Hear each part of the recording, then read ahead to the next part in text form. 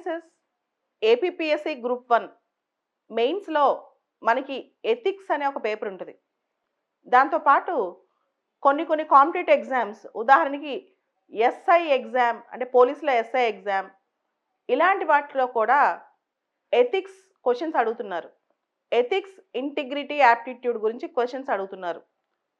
దీనికి సంబంధించి నిన్న లైవ్ మింట్లో ఒక ఆర్టికల్ వచ్చింది. యాక్చువల్గా స్టూడెంట్స్ చాలామంది ఎథిక్స్ ఎక్కడి నుంచి చదువుకోవాలి, ఏ పుస్తకం బాగుంటుంది అని అడుగుతుంటారనమాట. అయితే నేను చదివే విధానం, నేను నా స్టూడెంట్స్ చెప్పే విధానం, రకరకాల సోర్సెస్ నుంచి ఎథిక్స్ మెటీరియల్ కలెక్ట్ చేస్తాను. రకరకాల సోర్సెస్లో ఎగ్జాంపుల్స్ తీసుకుంటాను.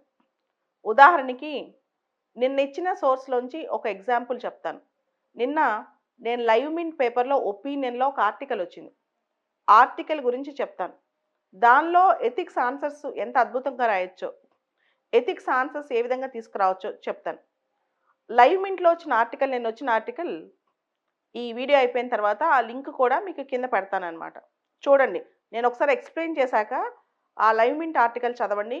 మీకు ఎథిక్స్లో అది ఎంత బాగా ఉపయోగపడుద్దో, ముఖ్యంగా ఎథిక్స్లో కానీ, ఇంటర్వ్యూలో కానీ, ఎస్ఐ రైటింగ్లో కానీ ఆ ఆన్సర్ ఎలా ఉపయోగపడుద్దో ఒకసారి గమనించండి. ఆ లింక్ కూడా పెడతాను. సో ఇప్పుడు ఆర్టికల్ ఎక్స్ప్లెయిన్ చేస్తాను చూడండి. మనకి ఎథికల్ డైలమాస్ అనే ఒక పదం ఉంది.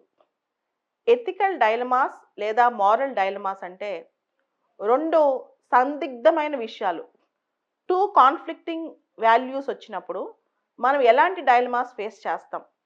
టూ కాన్ఫ్లిక్టింగ్ వాల్యూస్ ఎదురైనప్పుడు మనం ఎలాంటి డైలమాస్ ఫేస్ చేస్తాం, దాన్నే ఎథికల్ డైలమాస్, మారల్ డైలమాస్ అంటారు.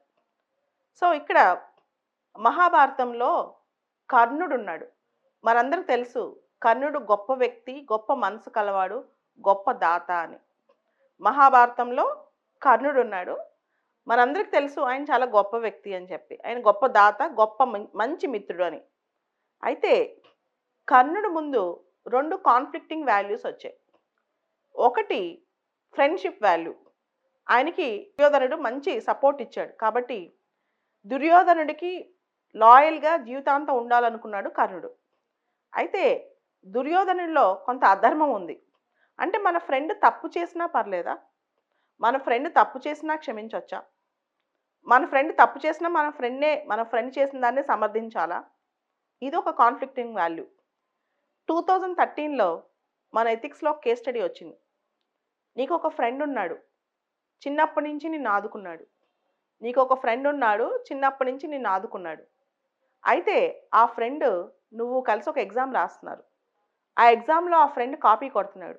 అప్పుడు నువ్వేం చేస్తావు? ఆ ఎగ్జామ్లో ఆ ఫ్రెండ్ కాపీ కొడుతున్నాడు, నువ్వేం చేస్తావు?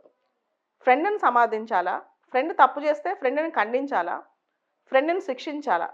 ఇదన్నమాట.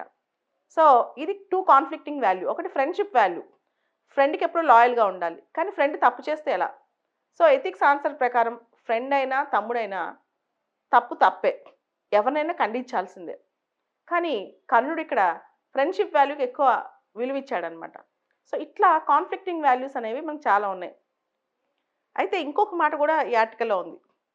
దశరథుడు అంటే రాముడి తండ్రి రామాయణంలో కైకేయి మాట విని ఆవిడకి ఇచ్చిన మాట నిలబెట్టుకోవడానికి రాముడిని అడవికి వెళ్ళిపోమని చెప్పాడు. ఇక్కడ దశరథుడు భార్యకి చేసిన ప్రామిస్ ముఖ్యమా, ప్రజలకి ధర్మమైన మంచి ప్రభువుని పోగొట్టేశాడు, మంచి రాజును పంపించేశాడు బయటికి. సో ప్రజలకు అన్యాయం చేయలేదా? ఇక్కడ రెండు కాన్ఫ్లిక్టింగ్ వాల్యూస్ లేవా అని. అదేవిధంగా రాముడు ఉన్నాడు. రాముడు తండ్రి మాటను నిలబెట్టుకోవడానికి తండ్రికి ఇచ్చిన మాట కోసం అడవికి వెళ్ళిపోయాడు. అయితే తండ్రికి ఇచ్చిన మాట కోసం ప్రజల్ని దూరం చేసుకోలేదా? ప్రజలకి దూరం అయిపోలేదా? ఇది ఇంకో రెండో కాన్ఫ్లిక్టింగ్ వాల్యూ అనమాట. సో ఇట్లా హయ్యర్ వాల్యూస్, లోయర్ వాల్యూస్. కొన్ని వాల్యూస్ మన పర్సనల్ వాల్యూస్ ఉండొచ్చు, కొన్ని వాల్యూస్ ప్రొఫెషనల్ వాల్యూస్ ఉండొచ్చు. కానీ సివిల్ సర్వీసెస్లో పర్సనల్ వాల్యూకి, ప్రొఫెషనల్ వాల్యూకి మధ్య తేడా వస్తే మనం ప్రొఫెషనల్ వాల్యూస్నే కాపాడాలి. మనం ప్రొఫెషనల్ ధర్మాన్నే, అంటే మన వృత్తి ధర్మాన్నే కాపాడాలన్నమాట. ఇట్లాంటి ధర్మ సందేహాలు చాలా వస్తుంటాయి. మీరు వినే ఉంటారు, ఒక ఏఎస్ఐకి ఈ కోవిడ్ సందర్భంలో తల్లి చనిపోయింది. తల్లి చనిపోయినప్పుడు తల్లిని చుట్టానికి కూడా వెళ్లకుండా ఆయన పనిచేసుకున్నాడు. అదేవిధంగా ఉత్తరప్రదేశ్ సీఎం యోగి ఆదిత్యనాథ్ గారి తండ్రి చనిపోయారు. అయినా ఆయన అక్కడికి వెళ్ళలేదు. సో ఇవన్నీ ఒకసారి గమనించండి. అదేవిధంగా ఇంకొక మాట కూడా ఉందన్నమాట. భీష్ముడు మహాభారతంలో భీష్ముడు కథే చూద్దాం. ఈ భీష్ముడు కథలో ఒక మాట ఉంటుందన్నమాట. ఆయన ఆజన్మ బ్రహ్మచారి, జీవితాంతం బ్రహ్మచర్యం పాటిస్తారు. తండ్రికి ఒక ఒట్టేస్తారన్నమాట. కానీ బ్రహ్మచర్యం వల్ల భీష్ముడు పెళ్లి చేసుకోకపోవడం వల్ల భీష్ముడు రాజు కాలేకపోతాడు. ఆయన ఆజన్మాంతం రాజు కాకుండా మిగిలిపోతాడు. దీంతోనే తర్వాత కౌరవులకి పాండవులకి గొడవలు ఇవన్నీ.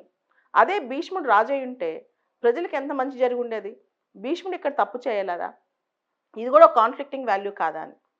అదేవిధంగా ఈ ఆర్టికల్లో, నేను వచ్చిన ఆర్టికల్లో భగవద్గీతలో కృష్ణుడు యుద్ధాన్ని ప్రోత్సహించలేదా? ధర్మం కోసమైనా హింసను నమ్మొచ్చా? ధర్మాన్ని నిలబెట్టడానికైనా హింసని ప్రబోధించవచ్చా? ఇది కూడా కాన్ఫ్లిక్ట్ వాల్యూ. ఓ పక్క ధర్మాన్ని నిలబెట్టుకోవడం, రెండు పక్క హింస. మనం మన ఇండియన్ ఫ్రీడమ్ స్ట్రగుల్లో చూస్తే గాంధీ గారు ధర్మాన్ని నిలబెట్టడానికైనా అహింసా మార్గాన్నే ప్రబోధించారు. ఇది ఒక కాన్ఫ్లిక్టింగ్ వాల్యూ. అంటే ధర్మం కోసం హింస చేయొచ్చా, చేయకూడదా? అదేవిధంగా అబ్రహాం లింకన్ చూసుకోండి. ఆయన అమెరికాలో 19వ శతాబ్దంలో స్లేవరీ చాలా ఉండేది, అంటే బానిసత్వం. దాన్ని అణిచివేయడానికి సివిల్ వార్ని ప్రోత్సహించలేదా? పౌర యుద్ధాన్ని ప్రోత్సహించలేదా? ఇది కూడా ఒక కారణం అన్నమాట. అదే ఇండియాలో సివిల్ వార్ని ఆపడానికి, అంతర్గతంగా ఒక యుద్ధాన్ని ఆపడానికి మనం ఇండియాని పార్టీషన్ కూడా ఒప్పుకున్నాం, గాంధీ గారు, నెహ్రూ గారు. అంటే హింసను ఆపాలి, ప్రజల మధ్య గొడవలు వద్దు అని.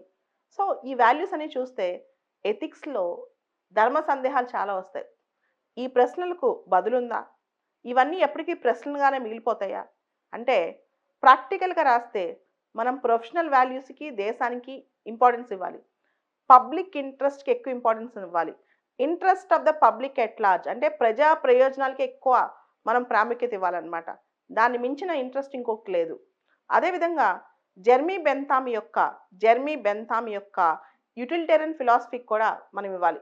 యూటిలిటేరియనిజం అంటాం దాన్ని. యూటిలిటేరియనిజం అంటే greatest happiness to the greatest number of people, లేదా maximum benefit to the maximum number of people. ఎక్కువ మందికి ఎక్కువ న్యాయం, ఎక్కువ మందికి ఎక్కువ సంతోషం కలగటం అనమాట. సో అలా జరిగేటప్పుడు, అంటే ఎక్కువ మందిని సంతోష పెట్టేటప్పుడు కొంతమందికి ఇబ్బంది జరిగినా పర్లేదు, ఎక్కువ మందిని సంతోష పెట్టేటప్పుడు కొంతమందికి ఇబ్బంది జరిగినా పర్లేదు అనమాట. అంటే ఇక్కడ ఒక మాట గుర్తుపెట్టుకోవాలి. ట్యాక్స్లు వేస్తాం మనం, ఉన్నవాడికి ట్యాక్స్ వేసి లేనివాడికి పెడతాం, తప్పులేదు. ఉన్నవాడిని ఇబ్బంది పెట్టైనా, కొంత డబ్బులు ఎక్కువ తీసుకునైనా లేనివాడికి పెట్టచ్చు.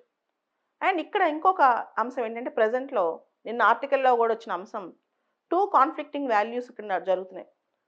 ఇక్కడ COVID-19 సందర్భంగా మనం కంప్లీట్ లాక్డౌన్ చేసాం ప్రజల జీవితాలు కాపాడటానికి. కానీ ప్రజల యొక్క జీవనోపాధిని తీసేసాం. జీవితాలు ముఖ్యమా, జీవనోపాధి ముఖ్యమా? ఇలాంటి ప్రశ్న వచ్చినప్పుడు మీరు సడన్గా జీవితాలు ముఖ్యం అని రాయకూడదు. జీవితాలని కాపాడుతూనే జీవనోపాధిని తగ్గించకూడదు అని రాయాలి. జీవితాలని కాపాడుతూనే జీవనోపాధిని తగ్గించకూడదు అని రాయాలి. ఇలా చాలా ప్రశ్నలకు బదులు ఇవ్వటం చాలా కష్టం. అందుకే ఎథిక్స్లో అంటారు, ఈ ప్రశ్నకి బదులేది అని.